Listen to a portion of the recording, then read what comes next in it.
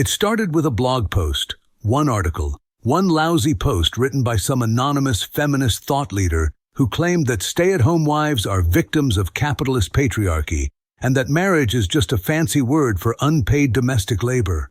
That post? It detonated in my house like a bomb. My wife, Emily, doesn't work.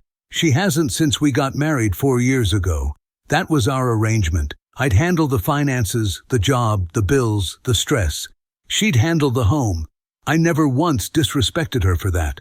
I never threw it in her face. I thought we were a team. But after that article, everything changed. Suddenly, doing the laundry was emotional exploitation. Making dinner? Domestic servitude. If I left my shoes by the door, it wasn't just an oversight. It was a symbol of deeply rooted patriarchal control. It got ridiculous fast. She started quoting phrases like invisible labor, gendered expectations, and the commodification of women's time.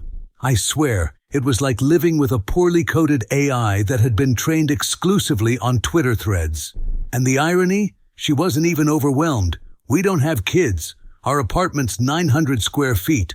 I cook half the meals. I do all the yard work, the finances, and most repairs. But suddenly, because she'd read a few think pieces online, she decided she was oppressed. Then came the bombshell. One Sunday morning, I'm sitting on the couch drinking coffee. Emily walks in wearing a robe, holding a notepad and a calculator like she's about to pitch a business proposal. She clears her throat. "I've done some calculations," she says. "And if you had to pay someone to do what I do around here, cleaning, cooking, laundry, emotional support, it would come out to about $2,000 a month. And I think it's only fair that we talk about compensation." I blinked. "Compensation?" "Yes," she said, like she'd practiced this in front of the mirror. "I contribute just as much to this household as you do. More, in some ways. But you're the one earning money and building your future. I'm being left behind." I stared at her, silent. Not because I didn't know what to say, but because I was trying very hard not to laugh.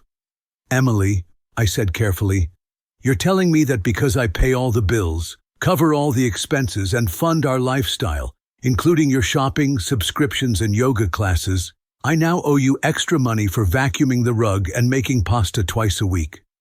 She crossed her arms. "It's about fairness. My time has value." I set my coffee down. That's when something in me clicked. A quiet little voice in the back of my head whispered, "If she wants to treat this like a business transaction, let's treat it like one." "Okay," I said, standing up. "Let's do it. Let's treat this marriage like a financial partnership. Let's itemize everything.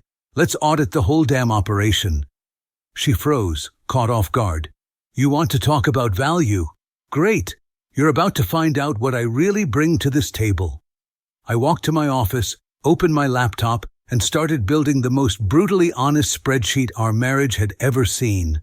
And that was the beginning of the end. Emily must have thought I was bluffing. She sat there on the couch, watching me pace between rooms with my laptop under one arm and receipts in the other, still wearing that smug little smile like she'd just delivered a TED Talk and was waiting for applause. She didn't realize yet, but she'd already lost. I spent the next few hours running numbers. Not just surface-level stuff, I went deep. Mortgage payments? I pulled the loan documents. Utilities? I went through the last 6 months of bills. Groceries? I calculated our average weekly spend and itemized every single thing she consumed. Transportation?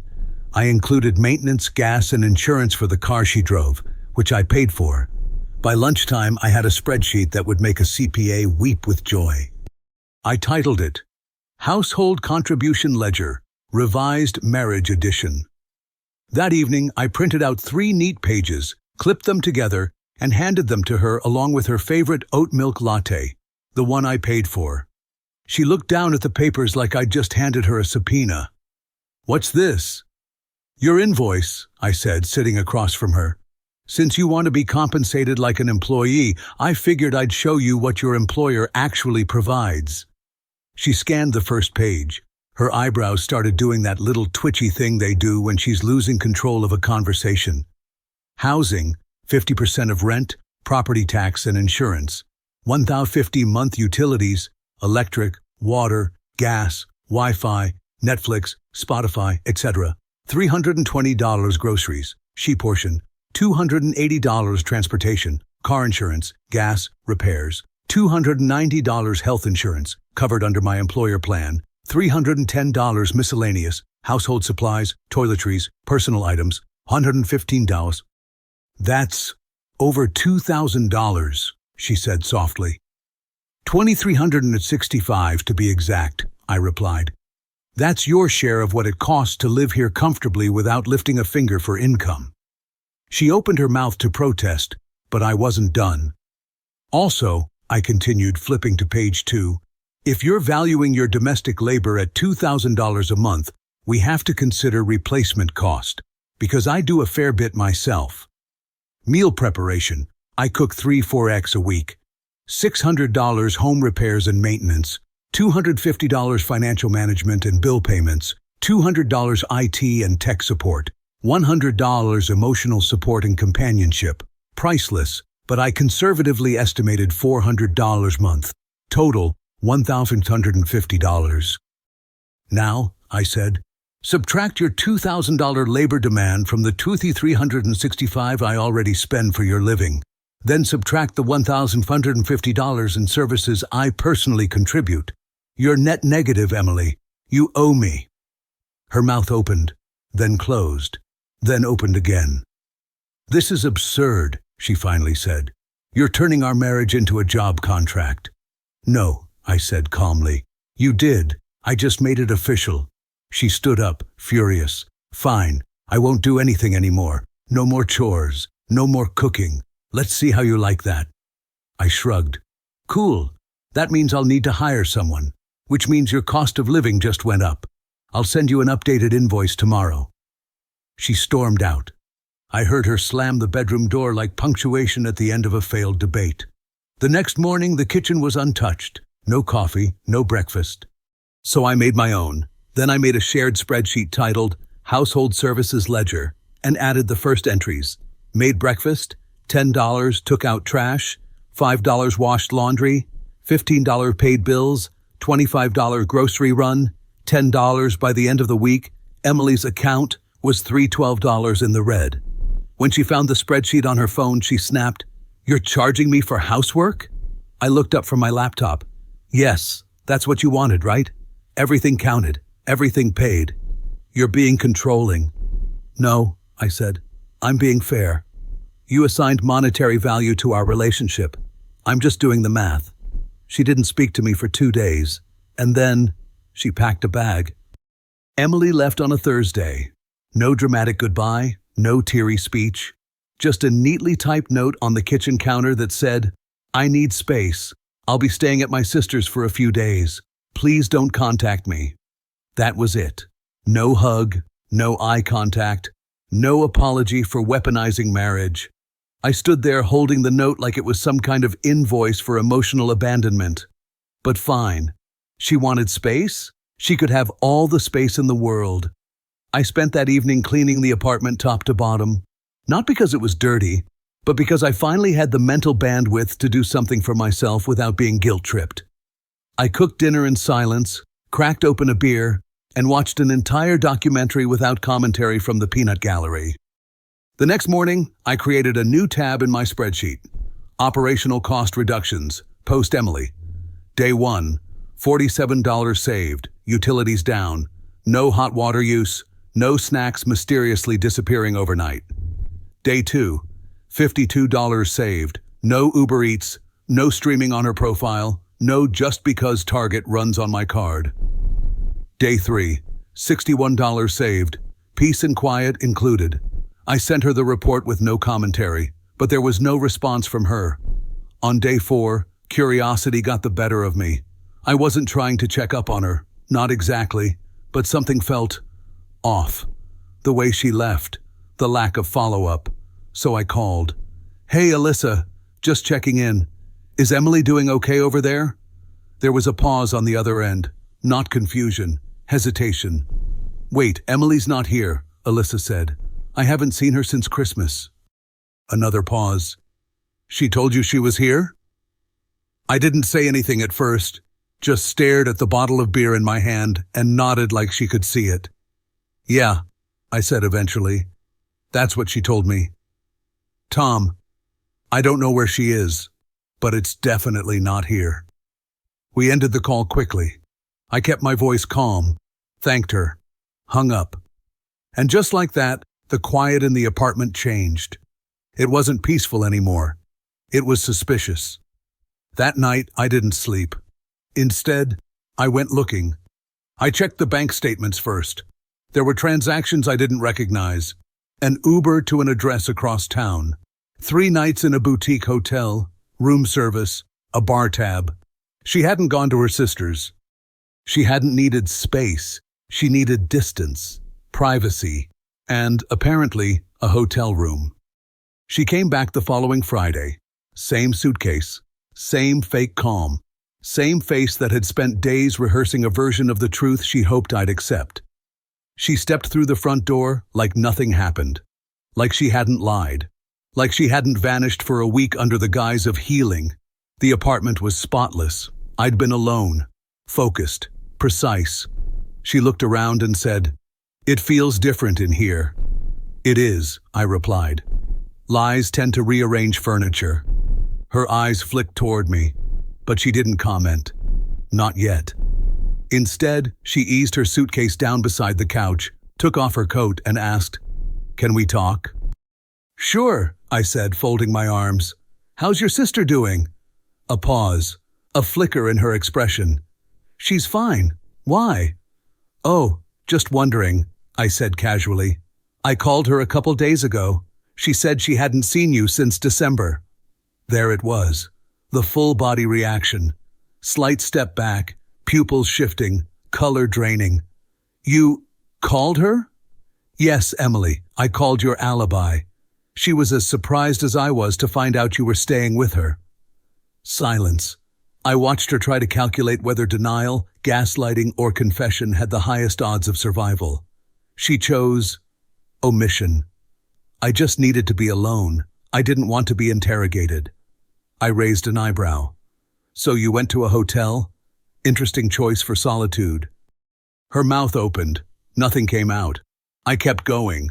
Calm. Even. I checked the credit card statement. Nice place. 3 nights. Room service. Double occupancy, according to the hotel records. That's not solitude, Emily. That's company. Her composure crumbled. It wasn't what you think." "Really?" I stepped closer. "Then what was it exactly? Enlighten me, because your story has a big sister-shaped hole in it." She tried to speak, to spin, to salvage. "It was someone I met online, a guy I'd been talking to. He made me feel seen, like I mattered." I stared at her. No anger, no screaming, just a clean, cold realization. You wanted validation so badly, you outsourced it to a stranger. And you lied to the one person who's been paying for your comfort, your lifestyle, and your peace of mind for years. Tears started falling. Too late. "It wasn't physical at first," she said. "It was emotional. I didn't mean for it to go that far. It always goes that far, Emily.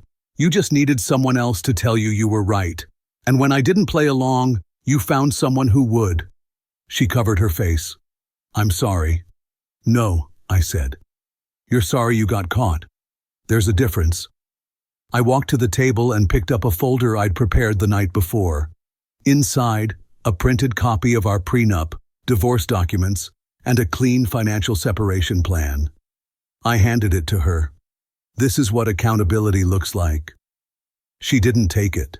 She stood there, shaking, eyes red. "So that's it? After everything?" "No," I said. "That's because of everything." She sat down on the edge of the couch like she suddenly weighed twice as much. "You said we were a partnership," she whispered. "We were," I replied, "until you started billing me like a client and sleeping with someone else on the side." I walked toward the door and paused. "I'll be out for a few hours. When I'm back, I'd like you to be gone." I didn't slam the door. I didn't need to. The silence behind it would hit harder. I came back 2 hours later, hoping she'd be gone. Her suitcase was packed and waiting by the door. But Emily herself? Still seated at the kitchen table, fingers laced, head bowed slightly like a student waiting to be graded. She looked up as I entered. Her face was a storm. Part fear, part guilt, part something else I couldn't name anymore. "Please," she said softly. "Just 5 minutes." I nodded. I wasn't expecting honesty, but I'd accept closure. She didn't stand, just gestured to the chair across from her. I stayed on my feet. "I know I don't deserve it," she began, "but I need to explain why I said what I said. About compensation, about marriage being unfair." I waited. She swallowed hard. "I didn't wake up one day and decide to bill you like a client. It wasn't about the money. Not really. It was about value. Feeling like I mattered." She looked up, eyes glassy but steady. "When we got married, I thought I knew who I was. I thought taking care of our home would be enough. But over time, I started to feel invisible. Like nothing I did counted because it didn't come with a paycheck or a promotion. And the world we live in, online, everywhere, keeps screaming that if you're not earning, you're not contributing." I raised an eyebrow. "So you decided to invoice me? To prove you weren't a freeloader by turning into an employee?" I didn't know how else to say it, she admitted. I felt small, like I was stuck. Everyone else I know has careers, independence. I had this fear that if something happened to you, I'd have nothing. No skills, no savings, just dishes. And instead of talking to me, I said, "You listened to strangers online who told you to put a price tag on love." She nodded slowly. I was looking for control, power, something to prove that I wasn't just your dependent. "But you were," I said flatly. "And I never once used that against you." She winced. "I know." I stepped forward slightly. "So then why, when you finally had the choice to talk to me, to tell me what was going on inside your head, why did you lie instead? Why did you leave and pretend you went to your sister's, when really you were—" She interrupted, eyes already tearing up again. "I was ashamed, so I lied. I thought maybe if I just came back, acted normal, we could pretend it never happened, that maybe you'd never find out." I let the silence stretch, let her feel it. "I still love you," she said, voice cracking. "I know," I replied, "but I don't respect you, and love without respect is just fear of being alone." She looked at the door. "So that's it?" "That's it." She stood slowly, picked up her suitcase, and lingered for half a second, like some last piece of hope was still hanging in the air between us. But I didn't offer anything, and she didn't ask. She opened the door, and this time she left for good. It's been 7 months. 7 months since she left for the last time, suitcase in hand, face streaked with regret, words hanging in the air that couldn't fix what had already broken. I used to replay that moment in my head, thinking maybe I should have said something more, but I've stopped doing that, because peace doesn't need edits. It just needs space. At first I wanted to stay angry. It was easier. Anger gives you momentum, direction. But with time, I stopped feeling betrayed, and started feeling clear. Emily didn't ask to become the person she did. She fell into a trap, one we don't talk about enough. The kind where the world tells you that your worth is measured in salary, independence, likes, validation. That love without invoices is exploitation. That care is only real when it's monetized. She believed it. She feared disappearing, and instead of asking for help, she tried to assign herself value by turning our life into a ledger. She wasn't just trying to punish me. She was trying to prove to herself that she mattered. I understand that now, and I hope she does too. But understanding someone doesn't mean you let them stay. Because the moment love becomes a negotiation, it stops being love. Now, I live differently. I love differently. Not colder, not harder. Just clearer. I don't take peace for granted anymore.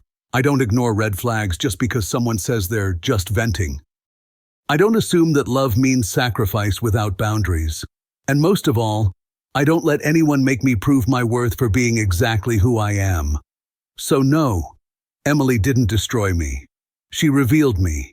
She showed me the cost of silence, the price of misplaced loyalty, the danger of letting love become a currency. And her? Last I heard, she moved in with a sister for a while. Tried living alone after that.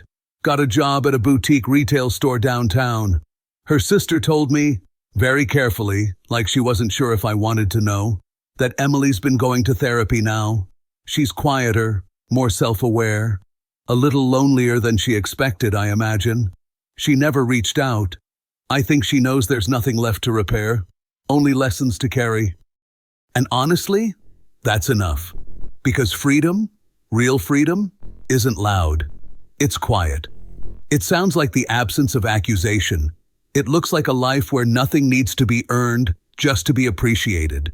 And it feels like this, coming home, to yourself.